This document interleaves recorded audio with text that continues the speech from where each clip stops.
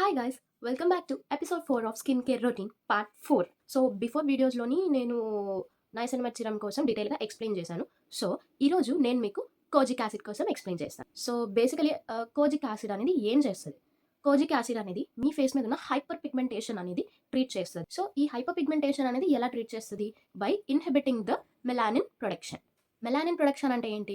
So basically melanin production అనేది ఒక natural pigment అనమాట మీ ఫేస్ మీద. అది ఎలా అక్కర్ అవుతది?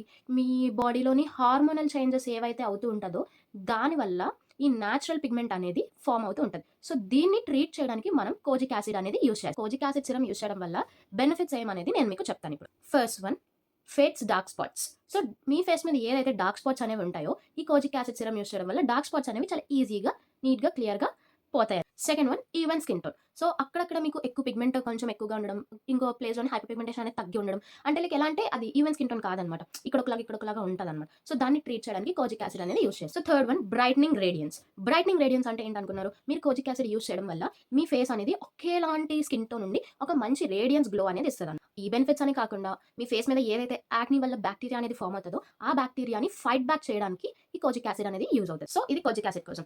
సో ఇప్పుడు మీరేం చేస్తారంటే నేను చెప్పిన ఏవైతే ఈ ఫ్యూ కన్సర్న్స్ ఉన్నాయో దాన్ని బేస్ చేసుకొని మీరు కోజిక్ యాసిడ్ అనేది యూజ్ చేయాలా వద్దా అనేది డిసైడ్ అవ్వండి. సో నెక్స్ట్ పార్ట్‌లోని ఇంకో సిరమ్ కోసం మనం డిస్కస్ చేసుకుందాం. Okay guys, thank you. Bye.